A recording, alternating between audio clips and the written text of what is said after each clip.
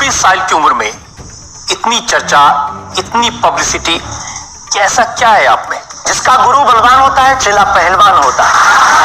जो लोग कहते थे ईश्वर नहीं होते या भगवान नहीं होते, हमारी दृष्टि में इस छोटे से गांव से, गढ़ा गांव, मध्य प्रदेश के बुंदेलखंड में एक छोटा गांव गढ़ा है। गढ़ा में रहने वाला एक छोटे परिवार का बालक धीरेन्द्र कृष्ण अगर यहाँ तक पहुंच सकता है बालाजी की कृपा से, तो भारत का प्रत्येक व्यक्ति भगवत कृपा से कहीं भी पहुंच सकता है। मैंने तो ये देखा कि जब से आप संस्कार टीवी पर आना शुरू हुए और लोगों ने आपके प्रवचन सुने, उसके बाद लोकप्रियता बड़ी तेजी से बढ़ने लगी। हाँ, ये कह सकते हैं माध्यम है, परंतु देखो साधन है, साध्य नहीं। दरबार 3 पीढ़ी से लग रहा, हमारे दादा गुरु जी भी लगाते थे, हम भी 11 साल से लगा रहे। नजर आपकी आज पड़ी। इस देश में तो बहुत सारे लोग हैं जो हनुमान जी के भक्त हैं, करोड़ों लोग मंगलवार को, शनिवार को मंदिरों में जाते हैं, व्रत रखते हैं, प्रसाद चढ़ाते हैं। तो हनुमान जी ने आपको क्यों पकड़ा? कुछ ज्यादा ही घनिष्ठता होगी हमारी, उनको ज्यादा मोहब्बत हम पर आई होगी। लेकिन इस करोड़ों लोगों में हनुमान जी के लाखों भक्त हैं, उन्होंने अपने लिए मांगा और हमने पूरी विश्व के लिए मांगा। इसीलिए हमें लगता है कि हम में और बाकियों में अंतर। देखिए, आपने क्या मांगा, इसके कुछ वीडियोस मैंने देखे हैं।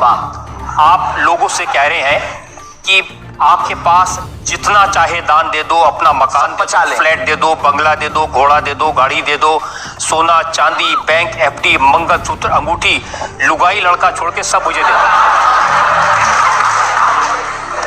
ये हमारा डिस्क्लेमर रहता है दरबार के पहले का।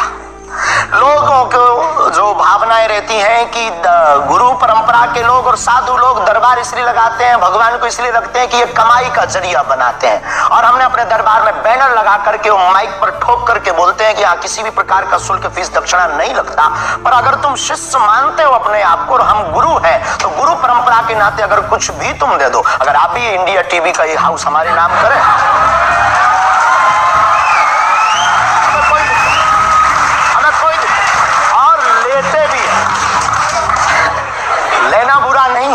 उपयोगिता बुरी है, लेकर के उसका सदुपयोग करते या दुरुपयोग करते। हम लेते हैं, कोई अगर देता है तो स्वीकार करते गुरु के नाते। हम उस परंपरा से हैं जहां अंगूठा तक दान गुरु को दे दिया जाता है, हम भी लेते हैं। कितना कितना कमा लेते हैं? हमारी तो कोई फिक्स कमाई नहीं है, क्योंकि हमारी कोई कंपनी या बिजनेस नहीं है। कोई चढ़ा जाता है, हमारे पास करोड़ों सनातनियों का प्यार, लाखों करोड़ों लोगों की दुआएं, हजारों संतों का आशीर्वाद, इतनी कोई हिसाब किताब तो रखता होगा ना कि कितना पैसा आया? जितने सनातनी उतनी कमाई, हिसाब आप लगाओ। तो ये वाकई में शास्त्री जी असली वीडियो है या पब्लिसिटी स्टंट है, बनाया हुआ है? लोगों की अपनी अपनी भावनाएं होती हैं, अपनी दृष्टि से देखने की। ये वास्तविकता एक जगह की नहीं है। जहां जहां बागेश्वर बालाजी का दरबार लगता, जहां जहां बागेश्वर बालाजी की कृपा से दास कथा करने जाता, ये तो कम है, कैमरे में कम आया है, और ज्यादा है।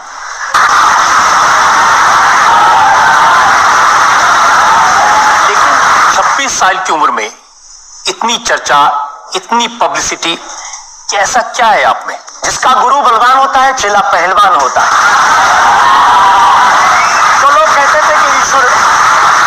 जो लोग कहते थे ईश्वर नहीं होते या भगवान नहीं होते, हमारी दृष्टि में इस छोटे से गांव से, गढ़ा गांव, मध्य प्रदेश के बुंदेलखंड में एक छोटा गांव गढ़ा है। गढ़ा में रहने वाला एक छोटे परिवार का बालक धीरेन्द्र कृष्ण अगर यहाँ तक पहुंच सकता है बालाजी की कृपा से, तो भारत का प्रत्येक व्यक्ति भगवत कृपा से कहीं भी पहुंच सकता है। आपने ये भी बताया कि यहाँ तक कैसे पहुंच गए हैं। ये जो लोग हैं, जो फॉलो करते हैं, जो आपके बारे में इतनी बातें करते हैं, ये क्यों करते हैं? क्या है आप में? बागेश्वर बालाजी की कृपा, वो सब पर है। लेकिन आप अगर कहेंगे, क्योंकि आपसे जीतना तो बड़ा मुश्किल है, हम पहले आपको साफ कर दें कि चूंकि आपका नाम तो रजत शर्मा जी है, लेकिन हम आपको दयालु नाम से, क्योंकि हमारी भारतीय परंपरा में बड़ों का नाम नहीं लेते, तो हम आपको दयालु कहकर संबोधित करेंगे, अगर बुरा ना लगे तो। आप कुछ भी करिए। वैसे हम आपके यहाँ आज मेहमान है, तो ये हमारा अधिकार भी है।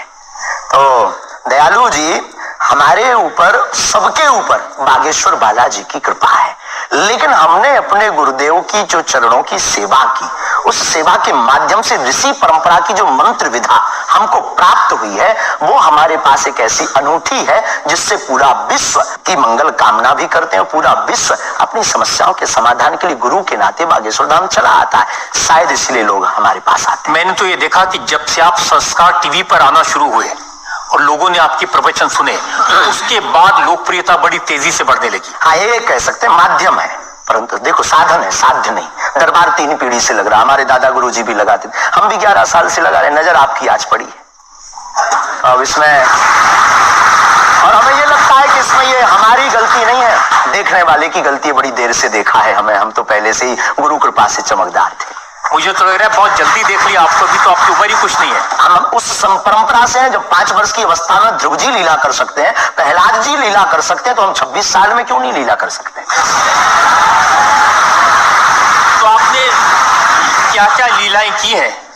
कोई ऐसी लीला नहीं की जिसमें हम फंसे, लेकिन आपकी अदालत में आए हैं और आपके उसमें आप जो कह रहे हैं, तो हमारे जीवन में गुरु कृपा से जो किया सब सनातन के लिए किया और केवल सनातन के लिए करें। लीला का मतलब ये हम कोई ईश्वर नहीं है, हम कोई भगवान नहीं है। साधारण जैसे ये इंसान है वैसे हम मानव हैं, हमें कोई अलग नहीं है, बस हमने अपनी परंपरा को ठीक से जाना, ये अलग है। आप जब स्कूल में पढ़ते थे तो जैसे बाकी छात्र होते हैं ऐसे ही थे लगभग, और मास्टर जी कहते थे ये स्कूल में ना है तो अच्छा, इतना शरारती है। हाँ, उपद्रवी तो थोड़ा थे, क्योंकि हम जाते थे तो एक तो बहुत कम जाना होता था, लेकिन बहुत गंभीर और सौम्य भाव से हम जाते थे और लोगों की भावनाएं हमारे पास रहती थी। चूंकि हमारे दादा गुरु का नाम बहुत प्रसिद्ध था, तो दादा गुरु के कारण लोग हमको भी प्रेम देते थे, स्नेह देते, दुलार देते। हमारे दादा गुरु जी को हनुमान जी का 2 बार साक्षात्कार हुआ, ऐसा हमने माना और उनके अनुयायियों ने माना। तो हम जब स्कूल में जाते थे तो बचपन से ही बड़ी कृपा थी, तो लोग बच्चे हमारे पास आते थे, सब क्लासें एक साथ हो जाती थी, 9वीं 10वीं 8वीं सब एक हो जाती थी, जिसमें हम बैठते थे। अच्छा महाराज जी बताइए हमारी कितनी परसेंटेज बन रही है?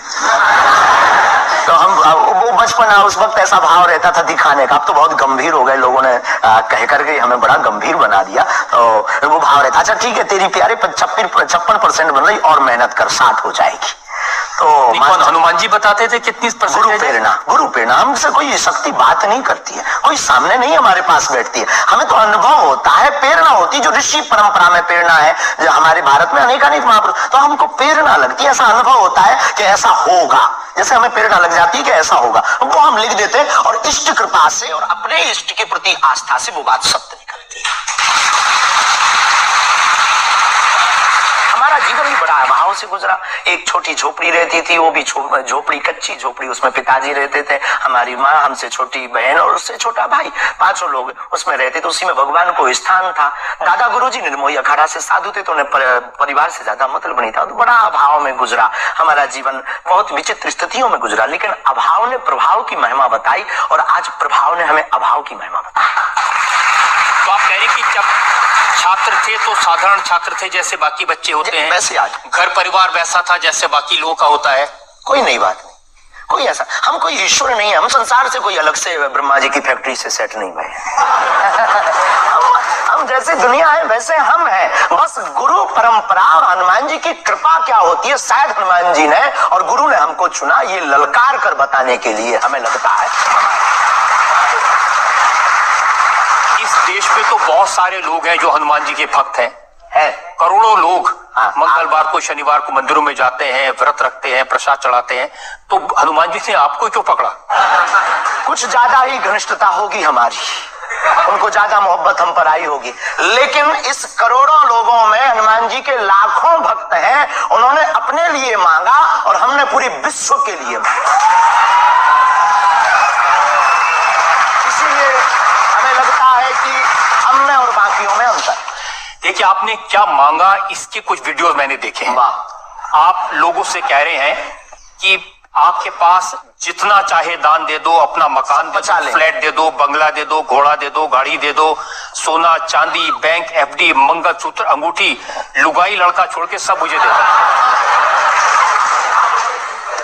ये हमारा डिस्क्लेमर रहता है दरबार के पहले का। लोगों को जो भावनाएं रहती हैं कि गुरु परंपरा के लोग और साधु लोग दरबार इसलिए लगाते हैं, भगवान को इसलिए रखते हैं कि ये कमाई का जरिया बनाते हैं। और हमने अपने दरबार में बैनर लगा करके वो माइक पर ठोक करके बोलते हैं कि यहाँ किसी भी प्रकार का शुल्क फीस दक्षिणा नहीं लगता।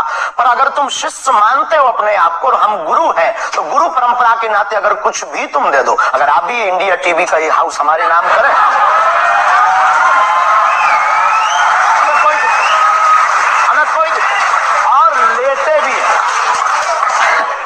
लेना बुरा नहीं है, उपयोगिता बुरी है। लेकर के उसका सदुपयोग करते या दुरुपयोग करते। हम लेते हैं, कोई अगर देता है तो स्वीकार करते गुरु के नाते। हम उस परंपरा से हैं जहां अंगूठा तक दान गुरु को दे दिया जाता है, हम भी लेते हैं। कितना कितना कमा लेते हैं?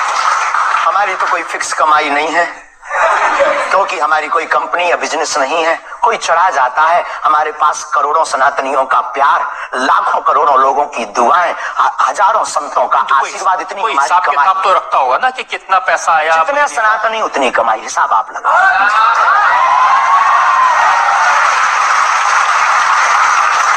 ज्यादा बातें इसलिए होती हैं कि आप जो स्टंट करते हैं पब्लिसिटी के लिए, आप ऐसी ऐसी बातें कह देते हैं। आप कहते हैं कि बिना वीजा के हनुमान जी रावण की लंका में घुस गए थे। ये जो मॉडर्न युवान भाई बहन है, इनको लंका प्रवेश के बारे में बताएंगे तो इनको ये लगता है कि ये घिसी पिटी बातें इनके दादा परदादा बताते रहे, ये बेचारे ऊब गए। इनको कुछ ऐसा चाहिए कि उस अध्यात्म से कनेक्ट हो पाए। जैसे रावण ने मुझसे फोन पे बात की। हाँ बिल्कुल, हम वही बोलने ही वाले थे। लगता है आज हमारी शक्ति आपके पास पहुंच गई।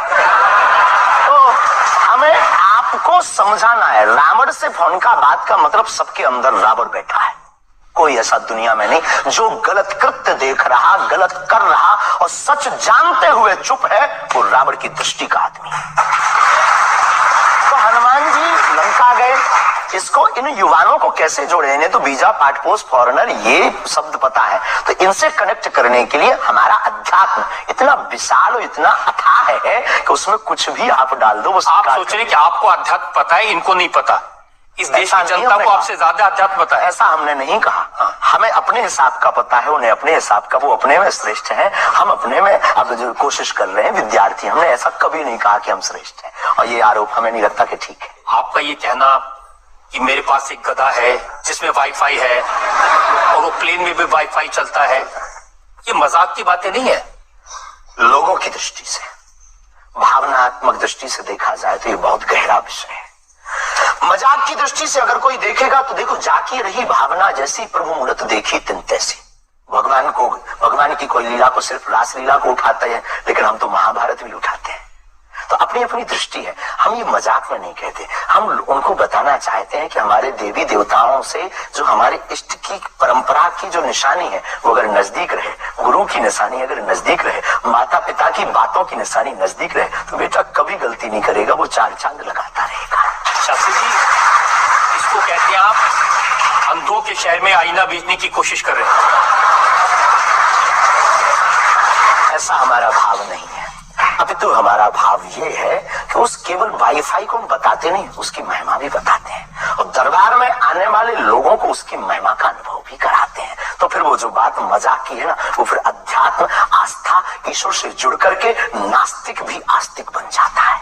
देखिए, आपको भोले भाले लोगों को बताना चाहिए कि भाई ये मैं मजाक में कह रहा हूँ, विनोद है, और ये मैं असल में बहुत बार बोलते हैं विनोदम कर रहे हैं, हम बहुत बार बोलते हैं। अब कोई हमारे विनोद को सीरियस ले ले तो वो उसका निजी अनुभव है। तो अब मैं लोगों को बता दूं कि एक बार बगैर टिकट पकड़े गए थे आप रेलवे में। हाँ, ये तो बताना चाहिए, बिल्कुल पकड़े गए थे। लेकिन ये भी बताइए कि हम टीटी से ही 1100 रुपया लेकर आए थे। उसी टीटी से लेकर आए थे, और जिस वाईफाई की आपने चर्चा की उसी वाईफाई की दम पर उसके बाप का नाम बताकर लेकर आए थे।